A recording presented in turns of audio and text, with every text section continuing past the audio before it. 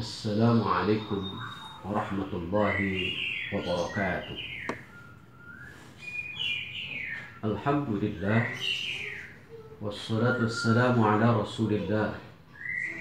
Ashhadu an la ilaha illallah wahdahu la syarika lah, wa ashhadu anna muhammadan abduhu wa rasuluh la nabiyya ba'dah.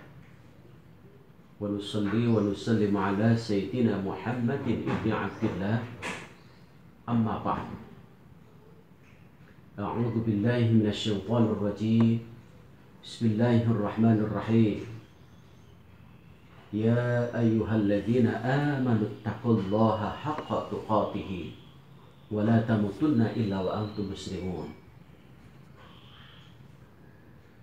Baginda Rasulullah sallallahu alaihi wasallam pernah bertanya kepada para sahabat, Ayyul akyas, tahukah kamu orang yang cerdas? Kita pun bisa jadi bertanya, apakah orang-orang yang cerdas itu adalah orang yang menempelkan banyak gelar dalam namanya? Atau mereka yang sekolah dari mulai TK sampai strata 3 atau S3? Rasulullah Shallallahu Alaihi Wasallam menjelaskan ada 2 tanda orang yang cerdas. Yang pertama adalah aktsaruhum lil mauti dzikra. Mereka yang disebut orang yang cerdas adalah orang yang hidupnya senantiasa banyak mengingat mati. Di dalam Al-Quran surah Ali Imran 185, Allah Subhanahu wa ta'ala menjelaskan, kullu nafsin dha'iqatul maut. Sesungguhnya setiap jiwa, setiap manusia yang memiliki ruh pasti akan merasakan mati. Kita lihat lagi dalam Al-Quran surah Al-Jumu'ah ayat 8. Qul innal mauta alladhi tafirruna fa innahu mulaqikum.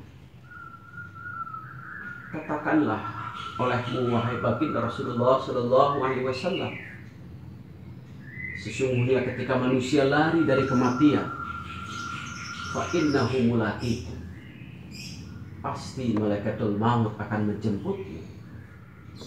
Qul yatawaffakum malakul maut alladhi wukkila bikum.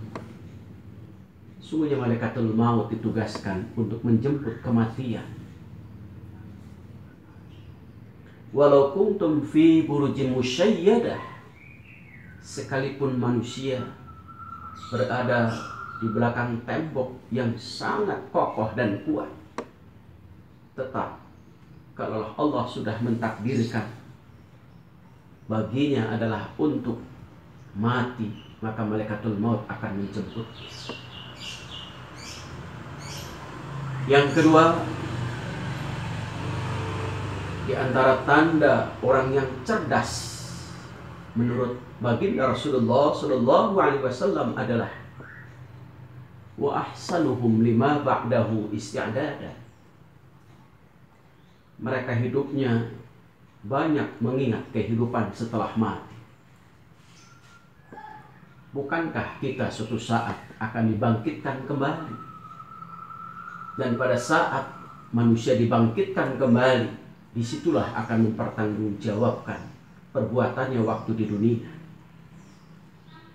Di dalam hadis Rasulullah Shallallahu Alaihi Wasallam menjelaskan ada 4 yang harus dipertanggungjawabkan. Yang pertama adalah wa'an umrihi fima afnahu.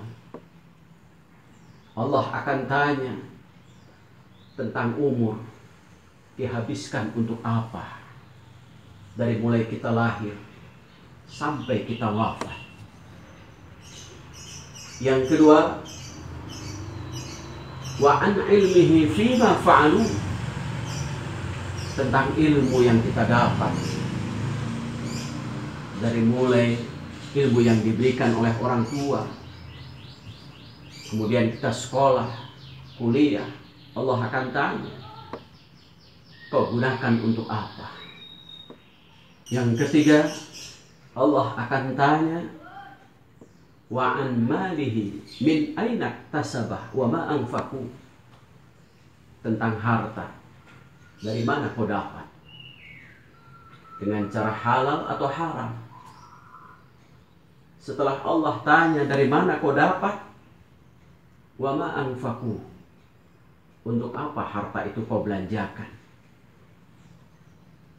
Yang terakhir Allah tanya, wa an jismihi fima ablahu, tentang fisik kita, dari mulai lemah, kuat, sampai lemah kembali. Allah akan tanya, wa man nu'ammirhu nunakkisu fil khalqi, barang siapa yang Allah akan panjangkan umurnya, maka sedikit demi sedikit fisik kita menjadi lemah. Allah akan tanya untuk apa dihabiskan. Karena itu di antara tanda orang yang cerdas adalah orang yang hidupnya banyak mengingat kehidupan setelah mati. Dalam ayat Al-Quran surah Ghafir, Allah Subhanahu wa ta'ala pun menjelaskan kembali, wa qalu rabbana amattana snataini wa ahyaitana snataini fa'tarafna bidhunubina fahal ila khurujin min sabil. Manusia mengatakan di hadapan Allah, Rabbana, ya Allah, ya Rabb, Tuhan kami, Rabbana amattana snataini, kami pernah mengalami mati 2 kali,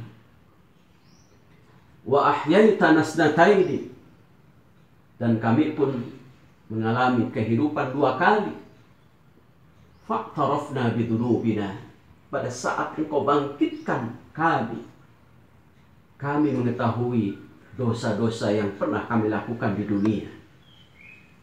Fahal ila khurujin min sabil, pada saat manusia mengetahui dosa-dosanya, ia mengatakan merengek di hadapan Allah, apakah ada pintu jalan keluar dari api neraka? Itulah sehingga Rasulullah Shallallahu Alaihi Wasallam menjelaskan, di antara tanda orang yang cerdas adalah bukan orang yang menempelkan segudang gelar dalam namanya, dan bukan orang yang sekolah dari TK sampai perguruan tinggi, tapi bisakah ilmu yang ia dapat dari sekolah TK sampai perguruan tinggi, S1, S2, S3, menghantarkannya untuk banyak mengingat mati dan kehidupan setelah mati. Sehingga pada saat manusia hidupnya banyak mengingat mati dan kehidupan setelah mati, Allah akan memberikan 3 kemuliaan. Yang pertama adalah orang tersebut pasti akan menyegerakan taubat. Ya ayyuhalladzina amanu tubu ilallahi taubatan nasuha. Hai orang-orang yang beriman, tobatlah kepada Allah, kembali kepada Allah dengan tobat, taubatan nasuha, tobat yang sungguh-sungguh, tobat yang mau diberi nasihat oleh Al-Quran dan kematian. Yang kedua, kemuliaan yang Allah akan berikan kepada orang yang hidupnya banyak mengingat mati dan kehidupan setelah mati adalah Allah akan memberikan hati yang memiliki sifat qanaah. Artinya merasa puas ketika mendapatkan sedikit. Ar-ridha bil qalil, ia ridho ketika saat Allah memberikan nikmat dengan sedikit. Ini persis seperti Rasulullah Shallallahu Alaihi Wasallam memberikan nasihat kepada Hakim bin Zaid, ya Hakim, Inna hadzal mala hulwatun hadiratun. Sesungguhnya yang disebut dengan harta adalah manis dan indah. Wa man akhadahu bisakhawati nafsin burika lahu fi. Barang siapa yang mengambil harta itu dengan lapang dada, dengan halal, maka Allah akan memberikan keberkahan baginya. Tetapi sebaliknya, wa man akhadahu bi israfi nafsin lam yubarik lahu fi. Barang siapa yang mengambil harta dengan cara serakah, rakus, tidak memperdulikan halal haram, maka kata Rasulullah sallallahu alaihi wasallam, lam yubarik lahu fi. Niscaya Allah tidak akan pernah memberikan keberkahan baginya. Yang terakhir, kemuliaan bagi orang yang banyak ingat mati dan kehidupan setelah mati adalah ia akan rajin beribadah. Karena ia sadar bahwa tujuan Allah menciptakan hidupnya adalah tidak lain untuk beribadah kepada Allah Subhanahu wa ta'ala. Wa ma khalaqtul jinna wal insa illa liya'budun. Tidaklah Allah menciptakan jin dan manusia kecuali hanya untuk beribadah kepada Allah Subhanahu wa ta'ala. At-tawajjuhu ila Allah bi kulli harakatin fil dhamir. Ia menghadap kepada Allah dengan seluruh gerak-gerik dalam hati sanubari yang sangat dalamnya. At-tawajjuhu ila Allah bi kulli harakatin fil jawarih. Ia pun hadapkan seluruh gerak-geriknya kepada Allah, gerak-gerik perilakunya. At-tawajjuhu ila Allah bi kulli harakatin fil hayati. Ia hadapkan kepada Allah seluruh gerak-gerik dalam kehidupannya. At-tawajjuhu ila Allah biha khalisatan. Dengan seluruh gerak-geriknya itu, ia hadapkan seluruhnya kepada Allah disertai dengan ikhlas. Mudah-mudahan kita termasuk orang yang cerdas yang disampaikan oleh Rasulullah SAW, yaitu banyak mengingat mati dan kehidupan setelah mati. Sekian. Assalamualaikum warahmatullahi wabarakatuh.